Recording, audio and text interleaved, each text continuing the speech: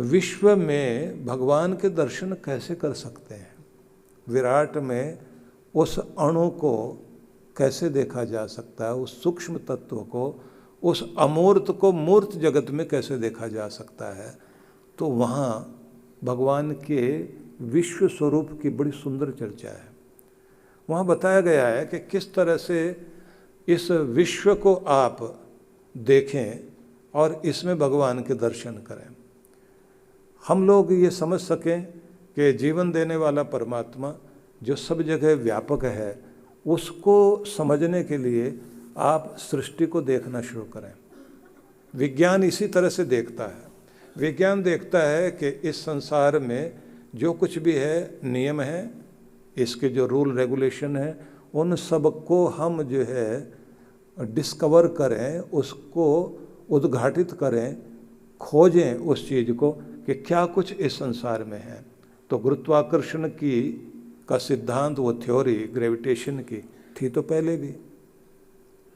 तो इन्होंने कुछ खोज लिया, तो कुछ नया आविष्कार नहीं किया, जो पहला था उसको बताया दुनिया के सामने। जब आप दुनिया को देखकर, समझकर, कौन से नियम से संसार चल रहा है, बनाने वाला कैसा होगा, कितना अद्भुत होगा, तो आपको समझ में आता है कि वो क्या है। कभी कभी आप भगवान की पैकिंग को देखा करो। आजकल बड़ी कंपनियां जो पैकिंग पर बहुत ध्यान देती हैं। छोटा सा फ़ोन होता है आपका, लेकिन इतना बड़ा डिब्बे में आएगा चल करके, उसमें से आप निकालते निकालते फिर जो छोटी सी चीज़ निकलती है, तो उस डिब्बे से ये दिखाई देता है कि कंपनी ने अपने प्रोडक्ट को कितना महत्व दिया है। अब सबसे बड़ी कंपनी तो भगवान की है। अब भगवान की कंपनी है तो ज़रा आप देखिए कि वो कैसी पैकिंग करता है। तो अनार को कभी ध्यान से देखिए आप, अनार के जो दाने हैं उनकी पैकिंग देखिए आप, किस तरह से पैकिंग की गई है। एक एक दाना किस खांचे में कैसे कैसे रखा गया।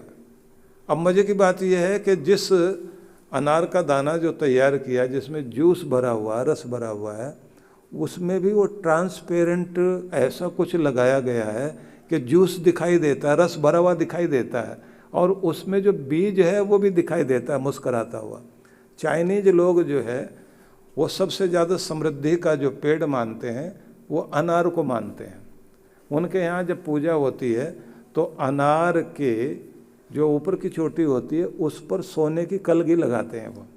उनसे पूछा गया कि आप इसको समृद्धि का पेड़ कैसे मानते हैं?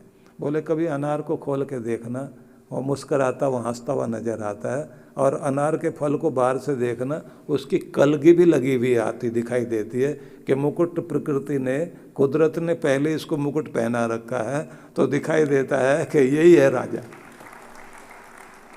और उन्होंने कहा समृद्धि तो वो है किसके पास कितना है, किसके पास कितना, बात वो नहीं है, कितना पाकर कौन कितना खुश है, उससे पता लगता है कि सच में आदमी मालदार है, आदमी जो है वो धनी है।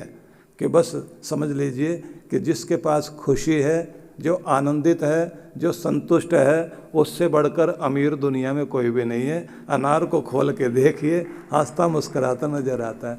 अपना अपना चिंतन है। लेकिन मैं आपको बताना चाहता हूँ कि एक एक खांचे में कैसे उन्होंने खांचा बनाया। तो इतने सारे लोग दुनिया में हैं, सबका ख्याल रखते हो, तो फिर आपके पास इतनी फुर्सत थी क्या? एक एक खांचा बनाओ, उसमें अनार का दाना डालो, फिर ऐसे ऐसे पैकिंग करो। लेकिन पता लगता है कि वो अपने प्यारों के लिए, अपने बच्चों के लिए, जैसे कोई माँ अपने बच्चे के लिए कुछ तैयार करती है ना, उसके खाने पीने की चीज़ें, और बहुत सुंदर पैकिंग करके रखती है। अपने बच्चों के लिए भगवान ने क्या पैकिंग करके रखी है, दिखाई देता है कि उसका प्रेम कितना अतिशय है हमारे लिए। और सबसे ज़्यादा तो आप अपने संतरे को देखिए ना, जो आपके यहाँ इस पूरे क्षेत्र में होते हैं। यहाँ से लेकर के आप आगे तक, अमरावती तक और आगे तक के क्षेत्र में चले जाएं, तो आपको जो दिखाई देता है अनार, और अनार में भी पैकिंग देखिए फिर से आप। इतना छोटा ड्रॉप, इतना छोटा सा संतरे का जूस का एक छोटा सा बिंदु, उसकी भी पैकिंग की गई है। उसको पैक करके एक पूरी फाँक में रखा गया और फिर सारी फाँकें मिला करके और उस पर धागा लपेट करके और फिर एक कवर लगा के और फिर छोटी सी डंडी लगाकर ऐसे लटका दिया गया। तो आप सोचिए क्या कमाल है उसकी पैकिंग। अभी तो पैकिंग पर ही चमत्कार है।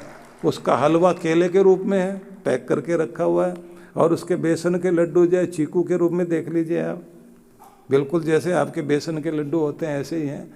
पक जाए तो उसके बाद आप खाइए, अपना ही आनंद है।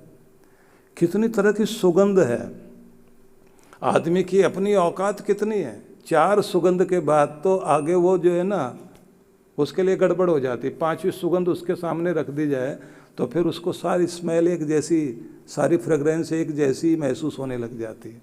फिर आखिर में क्या करता है सेंट वाला, वो कहेगा कॉफ़ी पी लीजिए, आदमी कहेगा कि नहीं कॉफ़ी नहीं पीनी। अच्छा कॉफ़ी के बीज चबा लो, दिमाग को झटका लग जाएगा, फिर 4 सुगंध और सूंघ सकते हो। और सुगंध कितनी है, लाखों तरह की सुगंध है। जो इतनी तरह की सुगंध बनाता है उसकी वैरायटी देखिए कितनी है उसके पास, और कैसे पहचानता होगा वो परमात्मा। आप सोच सकते हैं ये उसका विराट रूप है कि उसने कितनी तरह की चीज़ें बनाई हैं, किस तरह के खाने पीने की चीज़ें बनाई हैं। सबसे ज़्यादा मज़ा तो तब आता है जब आप समुद्र किनारे जाकर देखते हैं। समुद्र किनारे जाकर के आप देखिए तो आपको दिखाई देता है इतना विशाल सागर, 72% तो पानी पानी है पूरे संसार भर में, पृथ्वी में, और हमारे शरीर में भी 72% पानी पानी है। लेकिन आदमी क्या कहता है, भगवान पानी बहुत है पर है किसी काम का नहीं, पी तो सकते ही नहीं। तभी ध्यान कहाँ जाता है, नारियल के पेड़ की तरफ। 30 फुट ऊपर जाकर भगवान ने, वहीं समुद्री तट पर ही नारियल होते हैं, और 30 फुट ऊपर कहीं कहीं तो पेड़ 40 फुट ऊंचे भी हैं। अब 40 फुट का मतलब हो गया 40वीं चौथी मंजिल। एक मंजिल 10 फुट की तो होती है, और 40 फुट ऊंचे या 30 फुट ऊंचाई पर उसने जो है वो नारियल लगाया। अब नारियल कितने एक पेड़ पर लगे हुए, 50 नारियल को आप काट के पानी डालिए बाल्टी में, बाल्टी भर जाएगी। अब एक बाल्टी पानी का ऊपर ले जाने के लिए नीचे कोई टुल्लू पंप तो लगना चाहिए और बिजली की मोटर भी लगनी चाहिए। अब आप ज़रा देखिए कि भगवान ने कौन सी मोटर लगाई कि पानी 3री मंजिल पर पहुंचाना था। आपके यहाँ भी पानी 3री मंजिल पर जाएगा, ऐसे तो चला नहीं जाएगा, मोटर तो लगानी पड़ेगी। तो भगवान ने कौन सी मोटर लगाई है वहाँ पहुँचाने के लिए। आप एकादश अध्याय पढ़ें गीता का तो आपको समझ में आएगा, जहाँ भगवान कहते हैं कि मेरे उस विश्व रूप को तू देख कि मैं कहाँ कहाँ किस किस रूप में फैला हुआ हूँ, और मेरे नियमों को देख। ज़रा सोच के देखिए आप कि ऊपर जा कर के पानी पहुँचाया, और फिर नारियल में कितनी चीनी डालनी थी। हलवाई बहुत अच्छा है भगवान, इतना बढ़िया हलवाई, उसको पता है 400 तरह के आम भारत में पाए जाते हैं, और सब हैं तो आम वही खट्टे मीठे। उसके बाद भी सबका स्वाद अलग अलग होता है। उस हलवाई का हाथ देखिए आप कि 400 तरह की वैरायटी तो आम में रख दी गई। और ये तो सिर्फ यहाँ की बात है, जो आपके आसपास के देश हैं या ऑस्ट्रेलिया वगैरह या दूसरे देशों में जहाँ जहाँ आम होता है, वहाँ आप जाकर के देखिए कितने हजारों तरह के होंगे एक ही चीज़ को बनाने का, जिसका इतना तरीका हो।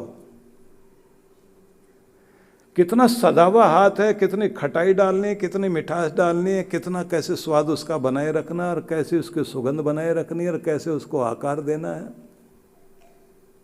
अब बात चल रही थी नारियल की, तो इतनी ऊंचाई पर ले जाकर उसने कितनी चीनी डालनी थी, और कैसे उसके अंदर उसको एनर्जी ड्रिंक बनाना था ना। ये बड़ी बड़ी कंपनियां एनर्जी ड्रिंक बना रही हैं, और आपके सारे के सारे जितने भी मेडिकल, जिनको आप कहेंगे डॉक्टर्स से लेकर के, और जो विज्ञानवेत्ता, आयुर्विज्ञानवेत्ता जिसको आप कहेंगे, जो स्कॉलर है इस पर रिसर्च करने वाले लोग हैं, वो क्या कह रहे हैं? उनका ये कहना है कि आप जो ये एनर्जी ड्रिंक लेते हैं, वो एनर्जी ड्रिंक है नहीं, किसी न किसी को कोई न कोई विपरीत प्रभाव जरूर देती है, उसका मतलब कोई न कोई रिएक्शन जरूर होता है शरीर में।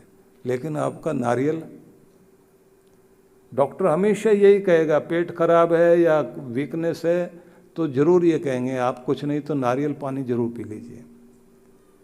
अब आप एक तरफ देखिए समुद्र, खारा पानी, दूसरी तरफ आप देखिए वहीं इंतजाम किया भगवान ने, नारियल लगा दिए। कितना करुणा निधान है वो। भगवान श्री कृष्ण ने बहुत अंदाज से इस बात को कहा कि अगर तुम मुझे देखना चाहते हो, भगवान को महसूस करना चाहते हो, पहले सृष्टि को देखो, सृष्टि में फैले हुए नियमों को देखो, इस विस्तार को देखो, अलग अलग रूपों को देखो, और इन सब रूपों को देखने के बाद इस संसार के जो नियम हैं, इस संसार की जो योजनाएं हैं, उन सबको ध्यान में लाओ। फिर तुम्हें समझ में आएगा वो शक्ति क्या है, कितनी बड़ी है, कितनी योजनाएं उसके पास है, कितनी बुद्धिमत्ता है।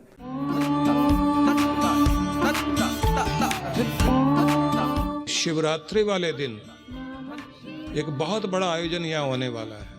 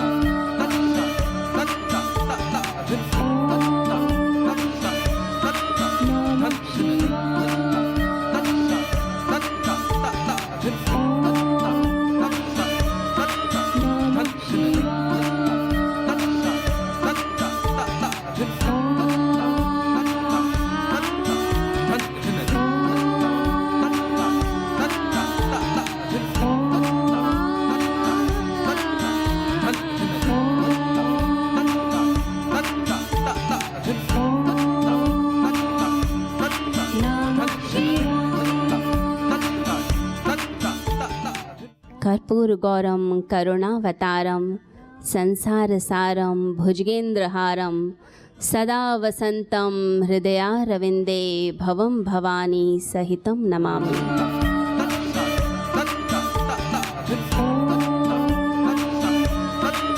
नमः शिवाय।